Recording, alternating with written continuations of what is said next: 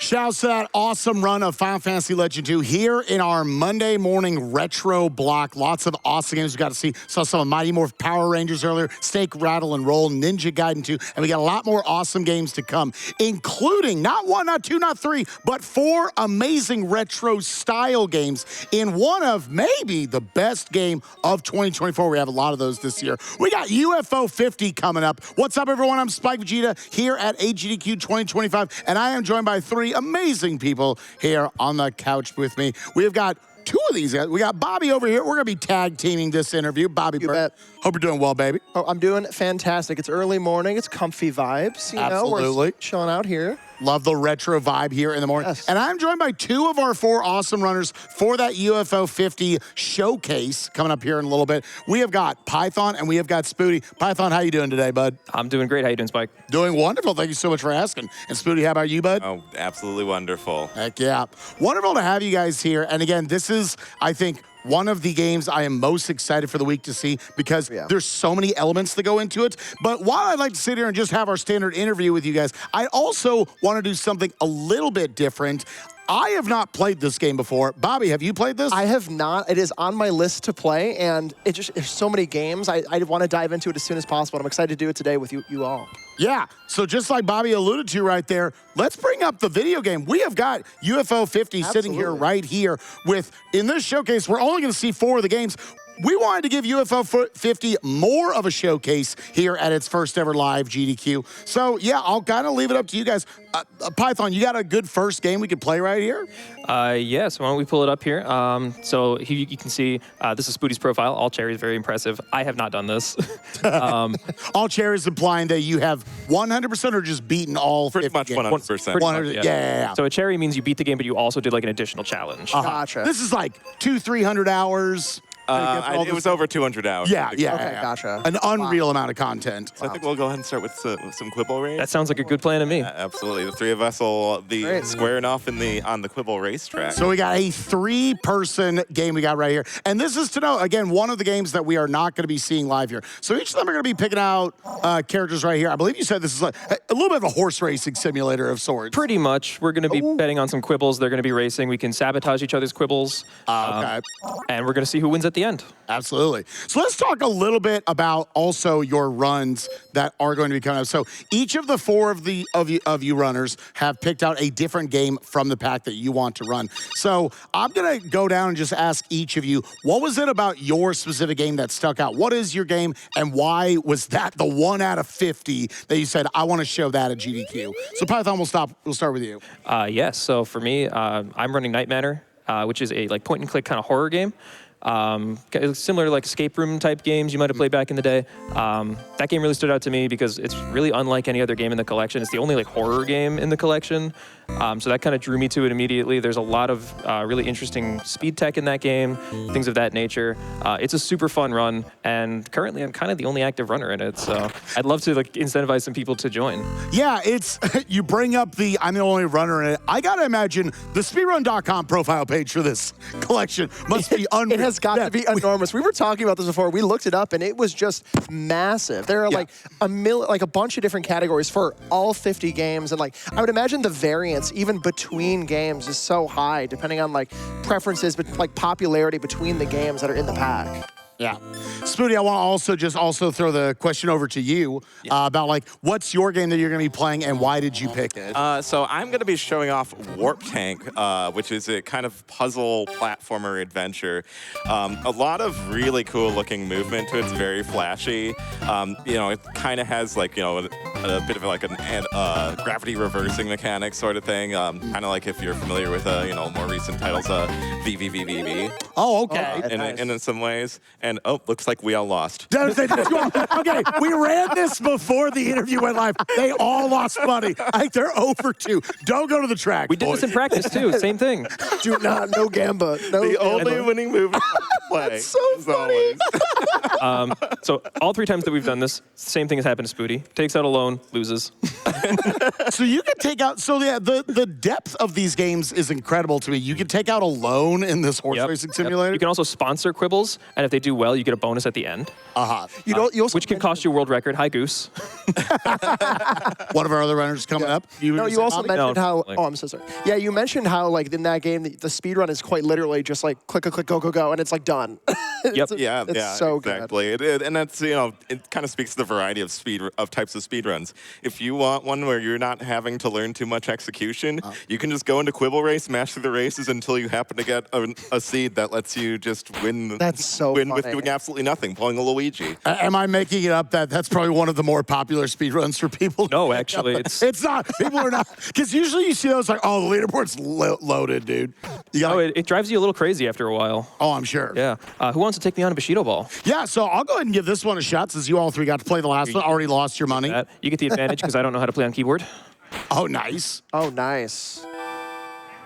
So I guess while we're running this one, I guess my question is, outside of the runs that we're going to see on stage coming up a little bit later, what do you think, which run has like the most potential or like has the most potential as a speed run for a lot of people to try out? Or maybe even like a new game that you think like a new runner of this game would really enjoy potentially? It's such a tough question. Yeah. It's all going to be down to your taste. Like there's a whole bunch of different platformers. Mooncat has shown a lot of promise. A lot of people love Mooncat. It's a very interesting game. It's a 2-button only game. There's essentially a left button and a right button. That's it. You jump by pressing them together. You can get dashes by double tapping. You can do a ground pound by pressing the buttons. Only with 2 buttons. In air, yeah. And it's amazing how deep of a speed game there is. Really? Okay. Just from 2 buttons. Well, right, and I'm always worried, like with a lot of games, it's almost like too much choice, right? So kind of narrowing it down to like a couple games that people would really like and just give it a shot and like get in there and try one of the games. Hey! What is this? He's shooting fireballs at me.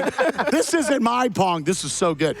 So yeah, let's also talk a little bit about just the fact that, I think indie devs have done such a wonderful job of trying to capture this late 80s, 90s aesthetic of retro games. And UFO 50, I've talked to a lot of people who are like, this is their game of the year.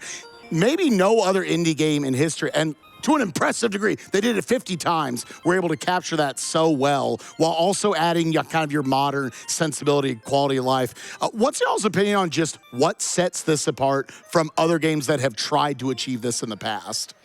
So for this, excuse me, for this game, they actually put some kind of artificial limitations on themselves. So this game has like a limited color palette, limited sound samples, and they tried to design these games with a lot of like classic games in mind as their inspirations, not just for like looks, but also for the mechanics and the design of how the games work. They added in some modern sensibilities, so a lot of games will have like, they'll save your progress, they have checkpoints. They're a little bit nicer than some old games, but some of them aren't like that. Some of them are just as brutal. I noticed a few like pretty genuine, like, a model of early 90s games. Like, it's still like, oh, you run out of lives, you're going back to the start. I saw a couple times some friends playing it. Oh, they still make you do it. So they're still aiming for that sort of sensibility at sometimes. Yeah, and you can see that there's years on all these games. So like Bushido Ball here since 1985. Oh, This is okay. sort of the lore of the game, of a fictional game development company during the 80s. Yeah. And the meta narrative is that this console has been kind of unearthed after this time, and it was an underperforming console with all these games that were kind of ahead of their time. That's awesome. My other question I was going to ask is like, would you say there is one game that is definitively the hardest speedrun? Is there one that comes to mind, or is it just kind of like they're all in your own unique way, just has a thing that's difficult? I kind of would nominate Rail Heist for consideration. I was talking a little bit before. They kind of one of the cool things about Rail Heist specifically is there's been a lot of broken movement tech that's been found. Okay. And the devs, while they've been patching out a lot of stuff that would interfere with like casual playthroughs, they've left a lot of it in for Rail Heist. Ooh, Why don't you show it off? Why don't we do a head-to-head rail? If you want to get the game feedback, maybe take way a better here at at this Rail game High. than me. Yeah, Here, Rail why don't you take over, Spike? All right. Yeah, Rail Heist, it does have a 2-player versus mode. It's kind of a cops and robbers thing. So let's see here. Yeah, it's gonna do a flyby of the train. Oh, I love this already. Oh, okay. So it's kind of like a turn-based game. So, Okay. depending which one, one of us is going to be the lawman, one of them is going to be the robbers. The robbers need to try and steal the money crates. The lawmen need to stop them. And, okay, it looks like I'm going to be the robbers here. And I'm just going to, You were not supposed Oh, there's some tech. Well, okay, hold on. Hold on. Yo, is there any way you could explain to me? how to do yeah, that? okay, so there should be there's like a jump button. You want to punch, jump and punch in midair and then hold the opposite direction from where you're trying to go. There you go. Oh, speed tech. All right. Oh, this would be toxic to optimize. Oh my God. It is. Because you're trying to get on every single jump. We don't This have that reminds many me of- full game runs of this because the people are still optimizing the levels. Yeah. Oh, absolutely. Do you know what this reminds me a little bit? The worms. Back in the day, a get little it. bit where it's like I one get it. side going against the other. Where are you going to end up in the level kind of thing? Oh, that's so I just want to do it one more time. I just want to do it one more time. It takes a little getting used to, but yeah, we're teaching Spike how to speedrun Rail Heist. We're learning the tech. live on GT. Honestly, this kind of speaks to like how accessible this game is as a speed game. Yeah. If you've never speedrun a game in your life, this is a great place to start, especially because there's so many things to choose from. Exactly. we got to hop out of here pretty soon, get already set up for the next run. But I do want to ask you guys, so again, we're showing off 4 games here, and there are literally years worth of potential GDQ content for UFO 50. What would be the next set that you think would be cool to show off? Rail Heist.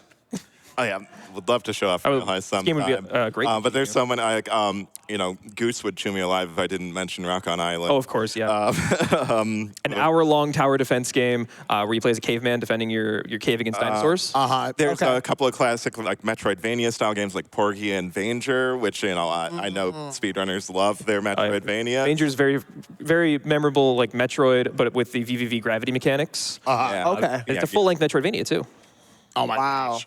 There's so much cool stuff on this pack. I'm so glad the UFO 50 is getting featured here at AGDQ 2025. Again, just half of our roster worth of runners here. We're going to be setting it back up for the next run, but coming up here in a little bit, not 1, not 2, not 3, but 4 amazing runs of UFO 50 here at its live debut. We'll see y'all soon.